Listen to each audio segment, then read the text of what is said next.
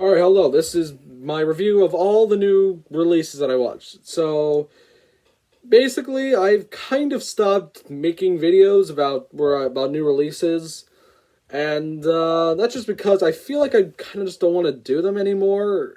It's just, I don't know. It's just overall just because, like, I don't know, I don't want to spend too much time just talking about one exact movie right after. I don't know, because I want to do other stuff too at the same time. But I thought since October kind of feels like outside of, like the summer blockbuster month, like we have a traditional movie theater experience with new movies out. So I wanted to talk about just overall the new releases that came out. I've seen six new releases that came out in October, so I'm going to get right into it. So right off the bat, the first new release I saw this week was Venom, Let There Be Carnage. So I liked the first Venom. I just rewatched it before I saw this movie for the first time since the movie theaters, and it's still a really good movie. It's dumb, popcorn fun, and it's fun that I really like to watch. It's not bad, guys. It's fun and it's a good redemption from the whole thing in Spider-Man 3 that wasn't really good. And then going into Let There Be Carnage, I was very excited. This is to see Carnage. I don't know, I feel like I've always been waiting to see Carnage. And I always thought he was going to be the big bad guy in The Amazing Spider-Man 3. This is when I was young and I really didn't know, like, anything about movie news. But anyway, this film just kind of turned out kind of underwhelmingly disappointing. I thought the stuff with Eddie and Venom is really fun, and I think everything with, like, the effects are still good and the action is still pretty good. It's just the fact that Andy Serkis really is not a good director, and this whole plot is just very weird. Carnage comes in very, like, too far on in the movie a bit, and it's just, I feel like we didn't get that much action with Venom and Carnage. Like, I really thought we were going to have a lot of that, but sadly there wasn't. Overall, Venom, Let There Be Carnage, I kind of just thought overall was a bit of a disappointment. So the next one is the new Bond film, No Time to Die. I'm a big fan of Daniel Craig's Bond run, I think. I like Casino Royale. After rewatching it, I think I've started to like it even more. I don't know. I every time I watch a new Daniel Craig Bond film, I like them more. Like Casino Royale is good, and Quantum of Solace is, I don't know. It's just such a movie that where you kind of just like, why did no one's just had to? No one said, okay, no, let's just not do this.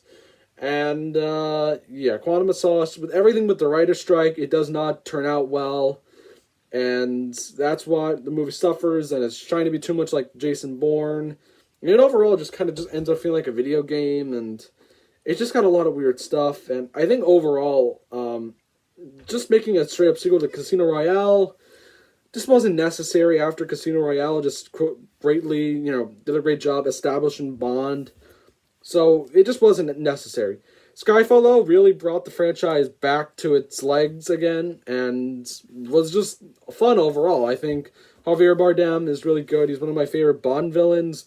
The action is amazing in this. The ending at Skyfall, it's probably might be the best Bond ending ever. It turns into Home Alone, and something like that never happens in a Bond film. The cinematography by Roger Deakins, like, this is the best. It's the best looking Bond film of all time.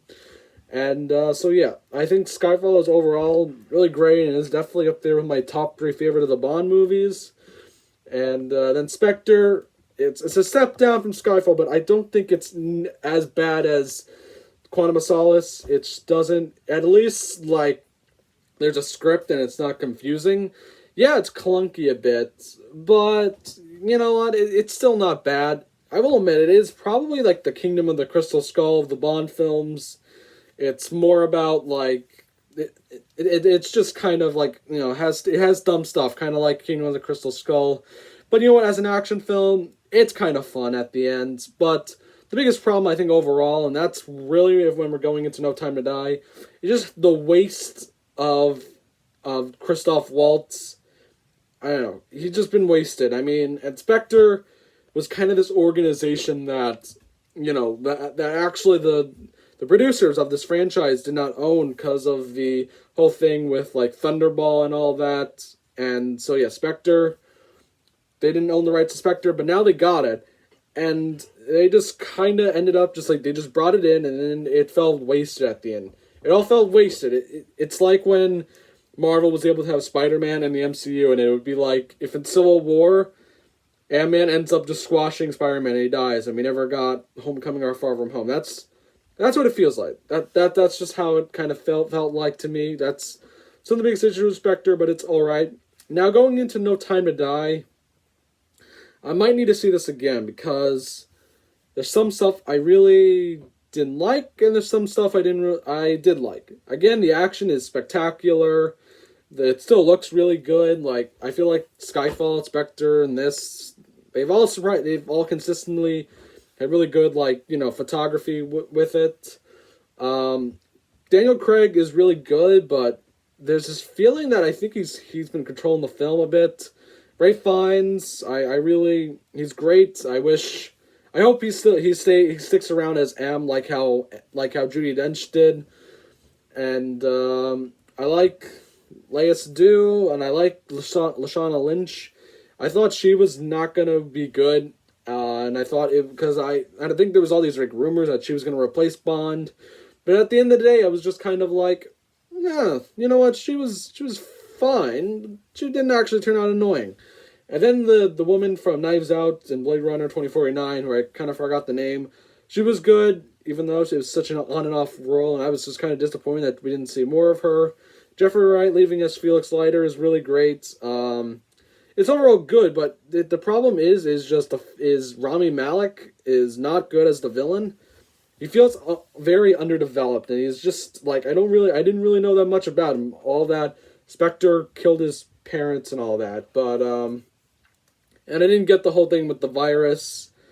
Like, I don't know, that didn't make sense, and I think that was the reason why they stopped it, just because of COVID, because it had something to do with the virus. And and the other thing I gotta say, and actually two things that really made me mad was just how they end Bond in this film. It's just like, you just don't end Bond like that, guys. Come on, that's not how you leave a character off like that. And also, no tribute to Sean Connery or Roger Moore. Why? Why wasn't there any... There was no dedication at all for these guys. Like, my God, why? Why was there nothing, given towards them? I don't know. Those are my biggest gripes with this movie, but I still gotta rewatch this film. Alright, next one was Halloween Kills. This film has been getting a kind of mixed lately. It's not being well viewed for some people, but for someone who has just seen Halloween 1978 and Halloween 2018, I enjoyed it. Me and my friend, we ended up kind of liking it. I don't know. I liked everything with, especially everything with Anthony Michael Hall. Even though it's not the same guy who played Danny from the first Halloween, and because he's gone, and it's best that they didn't get Paul Rudd, I guess, who did play him in Halloween 6, but I thought he was really good, despite him not being the original. Everything, just the fact that it still continues the night, and it actually shows how much Michael has affected the town.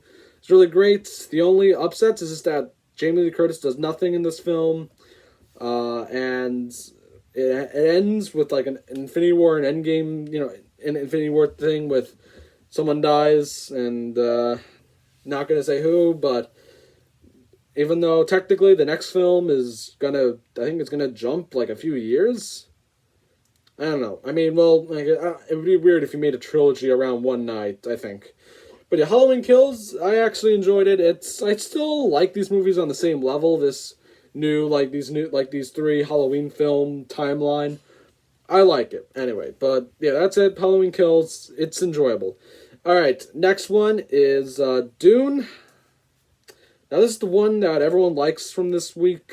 This month. It is visually, it is amazing. There's some acting I actually liked from Josh Brolin, Javier Bardem, Jason Momoa, and that's kind of it, I thought. And I already talked about my thoughts on the original Dune. I didn't really like it that much. I will admit this is a step up, but I don't know. I'm sorry. I don't think it's that good of a movie. I don't know. And and to all those people who don't know anything about Dune and you hear that it's Star Wars meets Lord of the Rings, look, it just looks like Star Wars and Lord of the Rings, all right? It just looks like it. That's the best way to put it. And I think Dune overall is more of some type of, it's more of a political thriller than it's a science fiction political thriller in a way. That's how I'm going to leave it. And will I see part 2? Probably. I don't know. Alright, so the next one I saw was Edgar Wright's Last Night in Soho. I like this one. It was actually a good film. My only problem is that there's constantly just like a bunch of creepy men in the movie, and I don't know, it gets tiring once you see it. But I think overall this is a fun film. The editing was still great because it's Edgar Wright. The acting, and the fact that Edgar Wright is proving to us that he made like 4 comedies, but you know what, he can make like films that are not comedy, and this still works. It's it's a good sort of original type mystery supernatural thriller, and you know what, it's very good. So then the last one I watched was Wes Anderson's The French Dispatch. So first off, this probably was my favorite film released in October. This is still this has a lot of great, cinematography, great acting as always, and just direction. Wes Anderson is really great, and this is just him outdoing himself. Like, this film is definitely, like, on a step above of filmmaking of Grand Budapest Hotel on its, like, epicness. Though I still like Grand Budapest Hotel a little bit better, but overall, The French Dispatch, so far, was my favorite film from this month. So now, if I'm going to be ranking these movies, so it'll probably have to be Venom, Let There Be Carnage at the bottom, number 6. Dune at number 5. I'm sorry. No Time to Die at No Time to Die at number 4. Then Halloween Kills at number 3. I know that's kind of a disappointment out of me. Last Night in Soho at number 2. And my favorite overall was The French Dispatch, which leads me into something I'm going to do. So I think you've probably already noticed just now that the director ranking that I'm just working on is going to be a Wes Anderson ranking, which will also be coming out at the same time I'm posting these videos. So yeah, stay tuned for the Wes Anderson video, and thanks a lot, guys, for watching this video. Be sure to subscribe, and I will see you next time. Goodbye.